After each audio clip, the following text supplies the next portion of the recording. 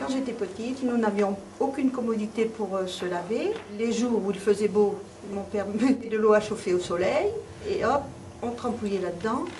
Les autres jours, nous nous mettions au lavabo avec un paravent derrière que mon père avait fabriqué et on faisait sa petite toilette. On se lavait bien quand même. On ne puait pas. Voilà, c'est tout. Quand j'étais petite, mes parents étant postiers, nous avions la chance d'avoir une salle de bain à la maison. Donc, nous avions la possibilité de nous laver, disons, tous les jours, si c'était possible. Moi, je n'aimais pas trop ça, il faut dire. Si je pouvais y échapper, ben, je le faisais.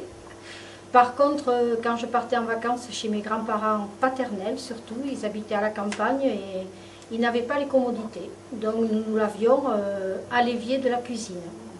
Ou alors dans une bassine. On prenait l'eau à l'évier et on se lavait dans la bassine. Voilà. Et là, c'était la toilette, on disait la toilette du dimanche, une fois par semaine, la grande toilette. Et puis les autres jours, la toilette... comme on dit maintenant, la toilette du chat. Voilà. Et pour moi, quand j'étais petite, je fais la suite de mes amis. Il n'y avait pas d'eau courante. On allait chercher l'eau au ruisseau. Donc on faisait chauffer de l'eau et on se lavait la tête au savon de Marseille, 3 fois dans l'année à peu près. Et à l'époque, tout le monde avait des cheveux très longs. Imaginez un petit peu le travail que ça donnait.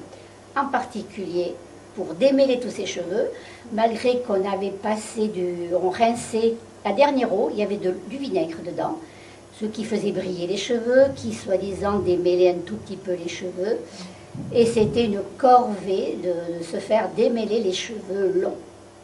Moi, je vous parlais un petit peu de la toilette au Maroc. Au Maroc, nous n'avions pas d'eau courante non plus, au départ. Pas d'eau courante et nous allions, chacun son tour, chercher de l'eau au puits avec la corde, le seau d'eau, la poulie et on allait chercher, on tirait désespérément. Après il y a une amélioration quand même, on a mis un moteur et ils ont construit un bassin. Donc on pouvait aller plonger, nager dans ce bassin. Mais l'eau, il fallait la ramener à la maison, la mettre dans des bassines. Ma tante, elle mettait les bassines en métal, fer, je sais pas. Elle les mettait au soleil, quand nous avions beaucoup de soleil, la température était déjà agréable, elle pouvait nous tremper les uns derrière les autres. Et voilà. On se lavait la tête, oui, au savon de Marseille, la même chose. Ma mère disait qu'il ne fallait pas se laver les cheveux plus d'1 fois par semaine. Donc, elle nous achetait, à l'époque, il y avait des petits berlingots d'op, je crois que c'était, de shampoing. Et alors on avait les berlingots, mais c'était limité. Et donc, comme on avait envie de se laver la tête plus souvent, on le faisait en cachette le soir avant d'aller se coucher. Et comme on n'avait pas de shampoing, si on prenait un berlingot, elle se serait rendue compte, on prenait le myrrhe qui servait à faire la vaisselle. Et on se lavait la tête avec ça, après on rinçait bien. Et puis, il y avait aussi, pour se faire la toilette, des tables de toilette, je l'ai vu chez mes grands-parents, dont le dessus était en marbre, et posé sur cette table de toilette une cuvette en faïence ou en porcelaine, avec le broc assorti. C'était d'ailleurs très joli, souvent avec des guirlandes fleuries. Et sur le côté de cette fameuse table de toilette, il y avait le porte-serviette, où on prenait la serviette pour s'essuyer, bien sûr.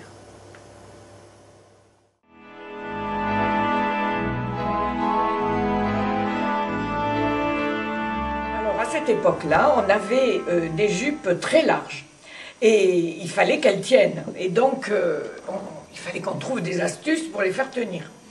Alors, on avait souvent des jupons de grand-mère qu'on avait récupérés, blancs avec de la dentelle ou de la broderie anglaise. Mais bon, ils étaient flasques. Alors, on les a mis donnés, mais on trouvait que c'était pas assez raide. Alors, on avait trouvé une astuce. On faisait fondre du sucre, on les trempait dedans et après on les étendait au jardin.